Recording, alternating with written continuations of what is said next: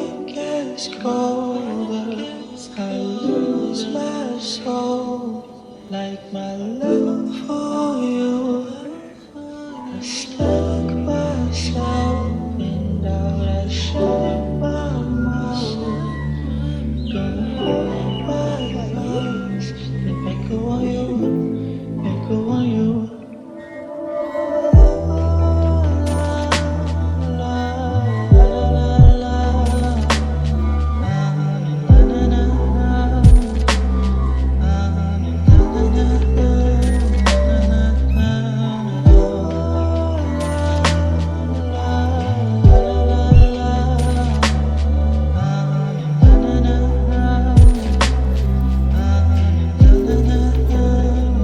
And when I close my eyes, I still see your smile. And it breaks my heart that I managed to you alone. Your lovely cries, your soft eyes, those glassy words, see right through your lies. Shri Shri Brahma सहिता सृष्टि स्थिति प्रलय साधन शक्ति रेखा छायेव यस्य भुवनाति विभर्ति दुर्गा इच्छानुरूपमयी यस्य च चेष्टते सा गोविन्दमादिपुरुषं तमहं भजामि।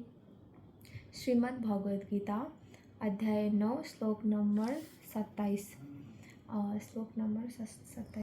हरे कृष्णा। तो आज मैं यहाँ पर भागवत गीता का कुछ जो श्लोक है वो अध्ययन करने का कोशिश कर रही हूँ, पर इतना कल मैंने याद किया था, पर आज फिर गीता निकाल कर वो स्मरण करने की कोशिश कर रही हूँ तो फिर सब भूल जा रही हूँ। और ये सारा मेरा ही बीमार है कि आप लोगों को भी ऐसा ही होता है। यत् करोसि यज्ञासि यज्जुहोसि ददासि यत् तपस्सी कौन्तेय यत् तपस्सी कौन्तेय यत् तपस्सी कौन्तेय तत् तत्व यत्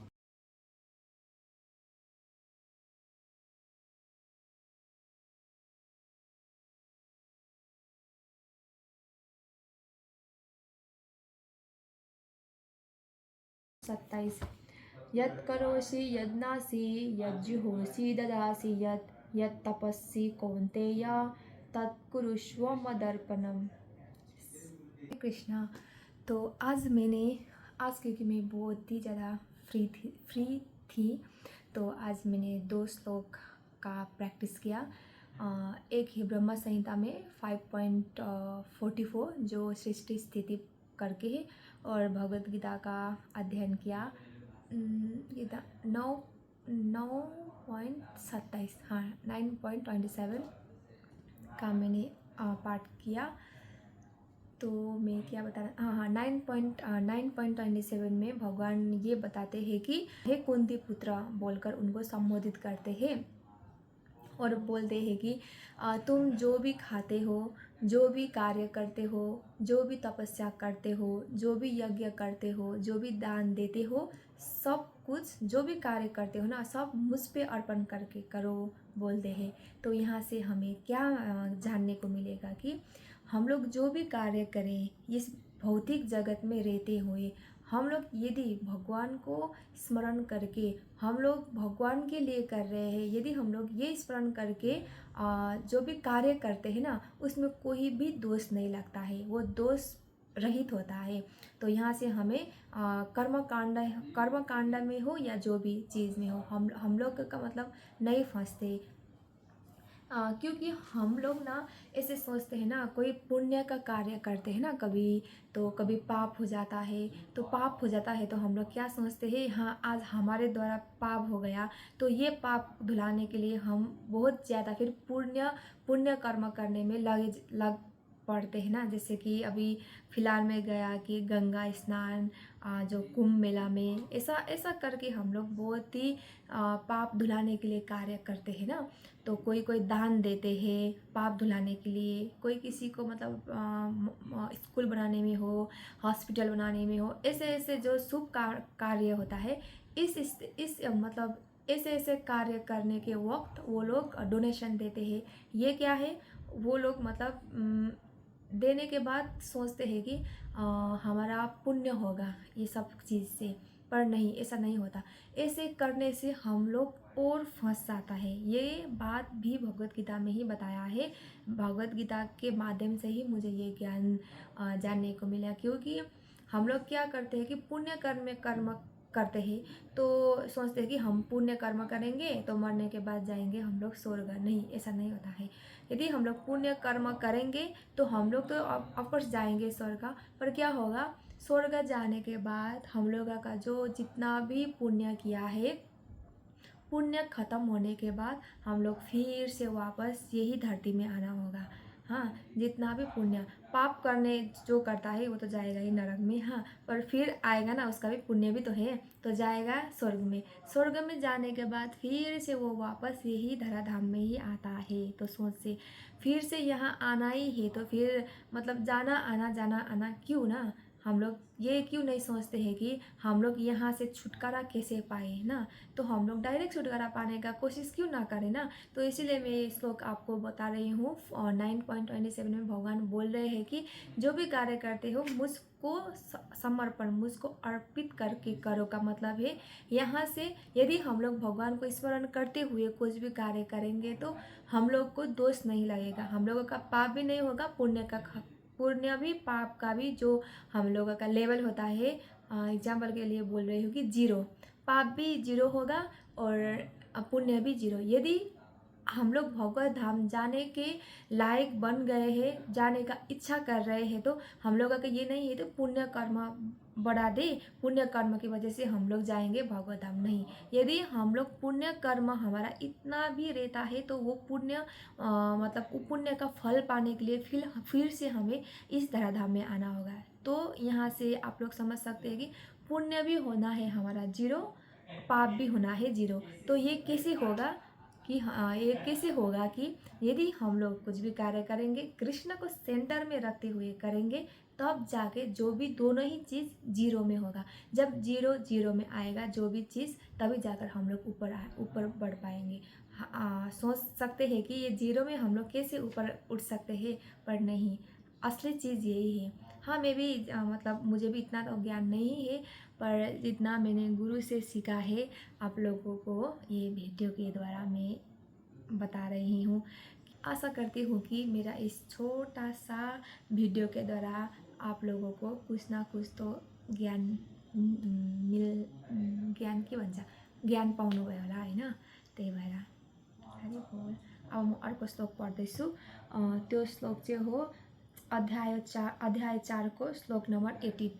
और दूसरा बात है कि हमें आनंद प्रभु ने दिया है कि किसी को 25 श्लोक याद करने के लिए, किसी का 20 मतलब इतना श्लोक दिया है। मुझे याद करना है 25 एक महीना तक। तो मैं चेष्टा कर रही हूँ। यदि आप लोगों को भी प्रभु ने गीता का श्लोक हो या ब्रह्म संहिता हो या शिक्षाष्टकम जो भी दिया हो, आप लोग ना याद करने का टाइम ना ऐसा बहुत दिमाग में ना प्रेशर मत डालिए। ऐसा करने से क्या होगा कि हम लोग ना मतलब याद करने से ज़्यादा ना एकदम दिमाग में ना प्रेशर देने से तो जो बाकी का जो याद करता है वो भी भूल जाते हैं। तो आप लोग एक काम कर सकते हैं कि सुबह जब चैंटिंग होने से आगे हम लोग जब शिक्षाष्टकम कर पढ़ते हैं ना, उस वक्त आप मंदिर के आगे बैठे या कुछ भी अच्छे से स्थान में बैठकर एभ्री होता है ना, दिनै जुन पढ्नु आँटेको छ श्लोक कम्तीमा पनि 10-15 पल्ट एउटै श्लोक पढ्नु, कन्टिन्यू गर्दै जानु।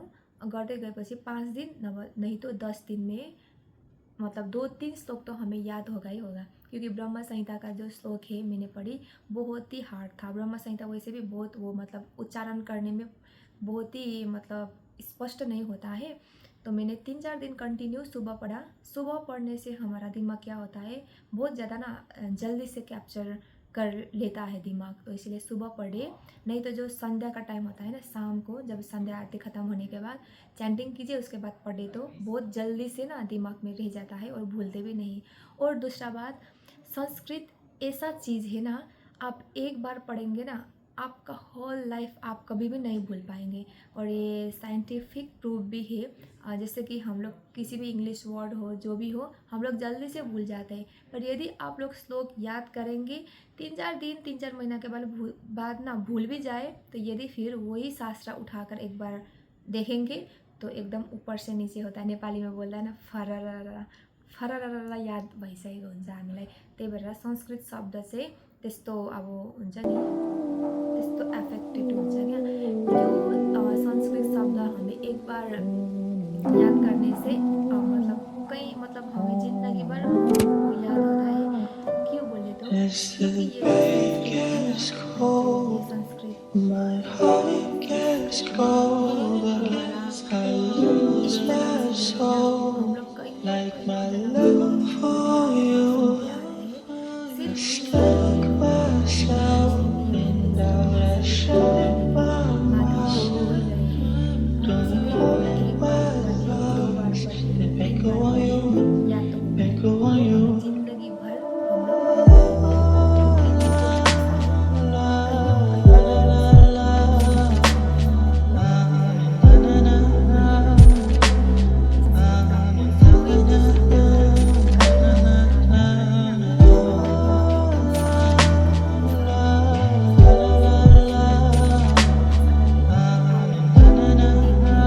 ऐसा करते हैं कि आप दिन में एक तो इसका दिमाग में याद कर सकते।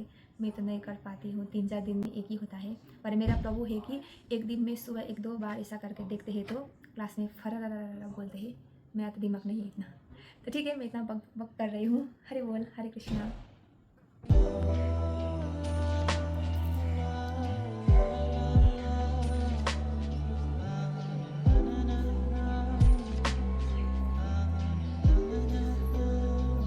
Let's be about it then.